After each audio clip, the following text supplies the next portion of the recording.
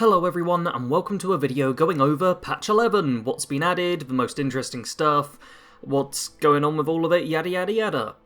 There will be a full link to the patch notes in the description below if you want to read through absolutely everything. However, this video will just go over the stuff I think is most important or at least worth knowing about. There's been a ridiculous number of little bug fixes here and there, hence the thumbnail.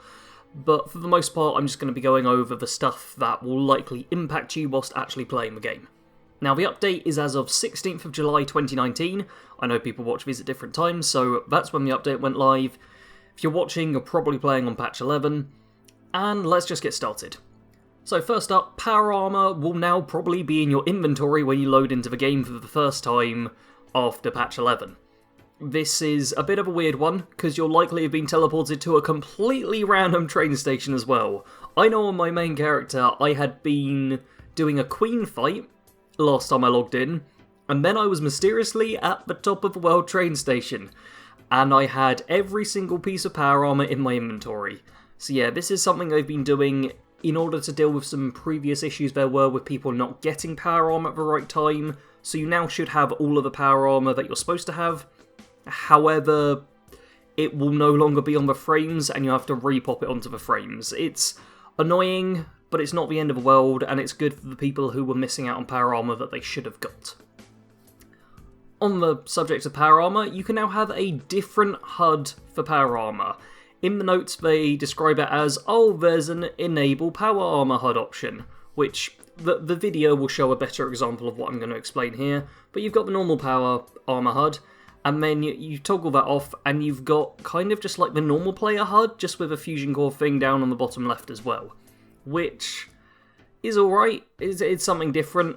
I mean, sure, in third person I think it looks a little better, although if you want to get rid of the HUD entirely, you still need to go down to minimum opacity and disable the power armor HUD, but I'm glad that option's in there, even if it feels a bit janky to me.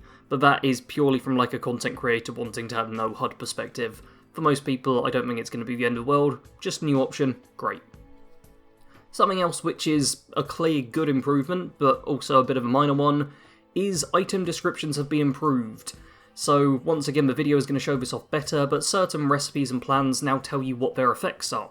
So this is quite good for various recipes which boost strength or boost melee damage. Lots of them will now tell you. Doesn't appear to be all of them from what I can see, but stuff like power armor mods as well. I was never certain which mod did what thing. Now you can look at the plans and it will tell you just below the name of it, oh, this gives +1 strength, oh, this gives +1 intelligence.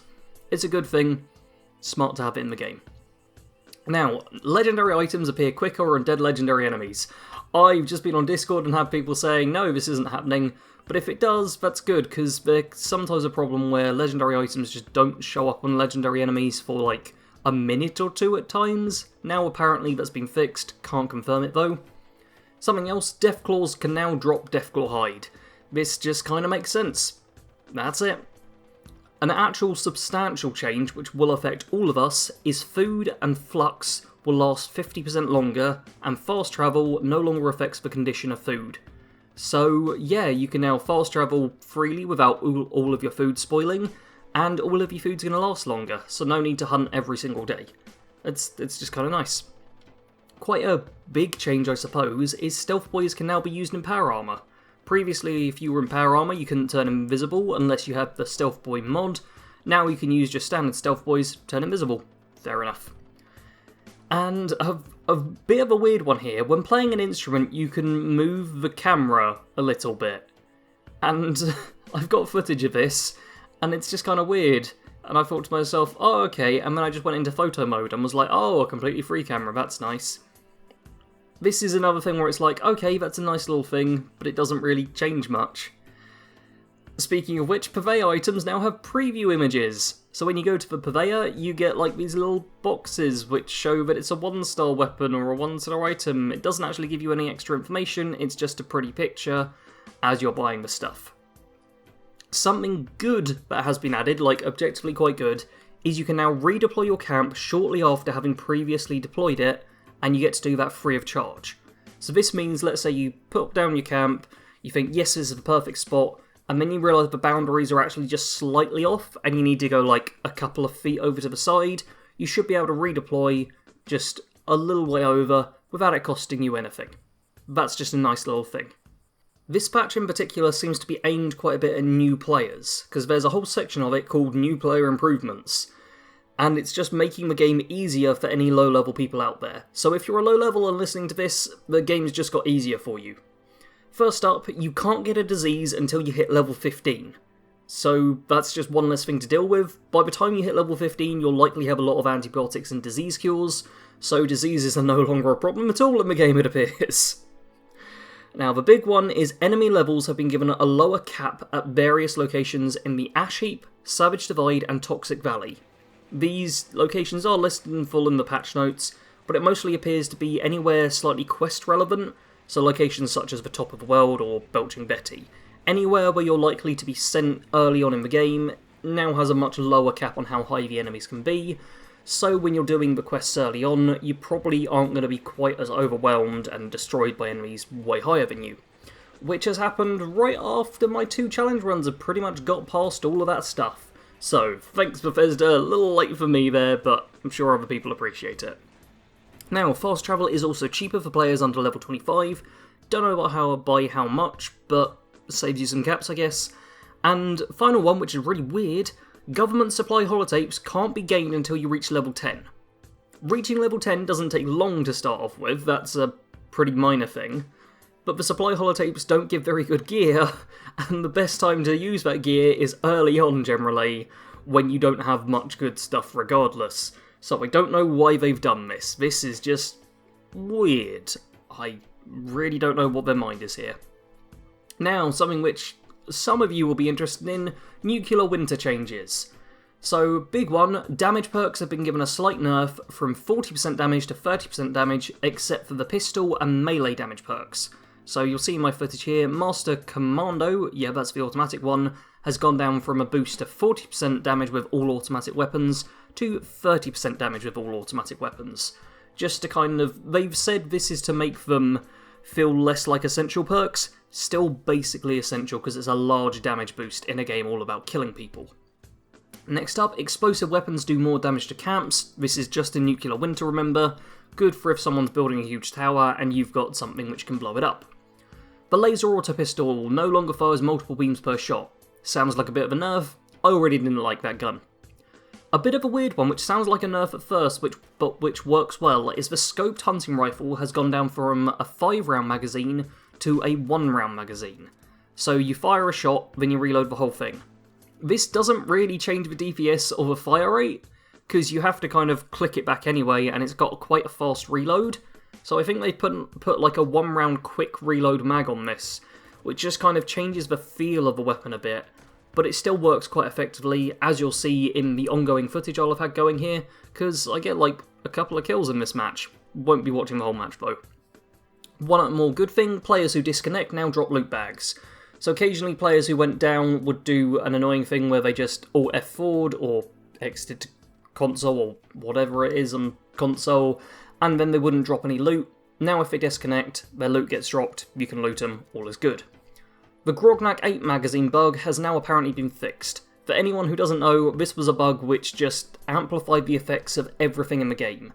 There was some crazy stuff where people with like frog legs, which has been nerfed by the way. Frog legs now, you can't spam it as much. I need to actually see footage of it in game, but because I don't have a frog legs perk, I wasn't able to test it. But yeah, the Grognak 8 magazine made everything amplified, could make it so you could kill yourself really easily. Some players found ways to exploit it to make yourself almost immortal. It was a really bad bug, so now it's apparently fixed, which is good. Something else fixed is automatic laser rifles are now affected by the commando perks instead of rifleman-based ones. This I didn't realise was a thing, but it makes sense seeing as I hate automatic laser rifles and they always felt weak. Now they should be a lot stronger.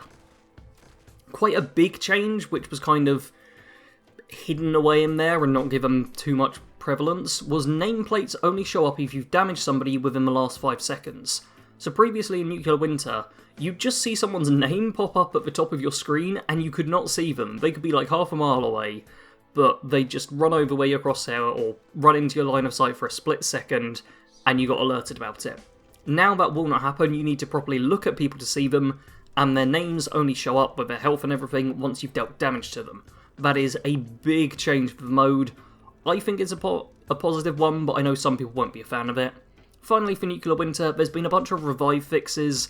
There was lots of bugs going on around reviving people, where either you got locked in the animation, they revived with the wrong amount of health, or a number of other stuff. Apparently, they've all been fixed. Let's see how true that is once people actually test it out. Speaking of bugs being fixed, there's a whole bunch of stuff I'm going to go through here. This is by no means the entire list, as there is tons of it. Like I said at the start, full patch notes in the description, but let's just zoom through these. So, there's a fix for enemies getting stuck just randomly in the world in various places. There's also been a fix for some spots where players could get stuck. Less of everything getting stuck, all good. Apparently various clipping issues, it looks like, have been fixed. This is by no means going to be everything for those of you who really can't stand clipping, but some stuff's better. There have been lots of very minor changes to camps. I read through the entire list thinking to myself, oh, what should I take note of here? And all of it was such minor stuff. Like, oh, some stuff is now listed alphabetically in blueprints. It's really minor stuff to your camp. It's not going to make a huge difference, but hopefully things will be a fraction smoother. A big one for me personally is challenges for killing enemies no longer need you to get to the final hit. So previously we had like weekly challenges which was kill like 5 huge creatures. For that, previously you did need to get the final shot on the enemy, the killing blow, in order for it to count for you. Now you just need to do enough damage for you to gain XP, and it will count as a kill, as you'd expect. Possum badges have been changed slightly in order to make them easier to acquire, sort of. Some of it's just bug fixes, so a few bugs that were with the possum badges apparently have been fixed. Others is you no longer need to visit New River Gorge to get the Metalworker badge, which I know was definitely holding everyone up. But yeah, this isn't a huge change. Backpacks are now not suddenly easier to get, or the possum missions easier to get, sorry. It's just a very minor one there. Legendary sentry bots, they no longer explode twice, which was, I wouldn't say so much an issue, but a bit of an annoyance because you had to wait around for a while. Now legendary sentry bots will just blow up once, and then you can loot them. Bloodied weapons now display damage correctly in the Pip-Boy. They were dealing correct amounts of damage, so this isn't an actual change to that. It's literally just a display number change, that's it. Handmade rifle drum magazines now give plus 50% ammo. I don't know how much ammo they gave before, so I'm not sure if this is a buff or a nerf, but it's the correct amount compared to what other drum magazines should be, so if you're a handmade rifle user, check that out.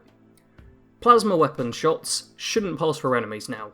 I also don't use plasma weapons, so I never saw this issue really, but now they should be more effective at actually hitting the targets they're hitting. Great. There have also been a bunch of the generic performance stuff, various minor changes to quests and events to try and make them run smoother and just be a little more fluid. It's all really minor stuff, like this video is about 50 minutes long already, there's just too much to talk about. Final big one on the bugs is the gun sound should be fixed. You know how sometimes you play and coming from like a point in the map or from a player would be an endless gun sound that just went over and over again? That should no longer be an issue. I really hope that's fixed because that'd be nice. And guess what? That's it. That's literally everything. Yay, let's end the video here and oh wait, no it isn't. Scrap kits are now in the game. If you check out the Atomic Shop, which has had a bit of a revamp actually, I forgot to mention that. Atomic Shop looks a bit different. But there are now scrap kits in there, which you buy with atoms, and it scraps everything for you and sends it straight to your camp. Which means, guess what? It's more non-cosmetic stuff in the Atom Shop, and unlike the repair kits, they've not even been mentioned as like a reward you can get from the Queen or earned anywhere in game. These have just kind of been added, not really mentioned at all, just they've thrown them in there, in the Atom Shop. You can now pay real money or pay with the in-game currency to get yourself a way to scrap down everything and send it straight into your stash without having to worry about being trapped out in the middle of nowhere and over-encumbered and having to sort out your inventory. I'm not happy about this, if it's not obvious. I don't want to talk about it too much though, because I want this to be very much an update on the patch, not a rant. However, if you do want to hear me talk more about it, then on Sunday, I'll be recording on Friday, but on Sunday, on Kado Genesis's channel, we will have an episode of the Pipcast up where we will be discussing it. because Kado stopped covering Fallout 76 when the repair kits came out, so it's probably worth listening to what him and I are going to say, or me and him are going to say, about this whole issue. So if you're not already, make sure to subscribe to Kado Genesis, and check out the Pipcast, which happens every other week, with myself and him, and sometimes guests like Camelwork or Tony Mo or various other people. Anyway, that is actually going to be it for this episode now. I hope this was helpful for you. As I've said a couple of times already, in the description you can check the full patch notes. Honestly, most of this stuff is just bug fixes and minor alterations here and there. I'm looking forward to the event at the end of the month at least, because that's when we get actual new content. Anyway, goodbye for now, thank you very much for watching, Sarge out.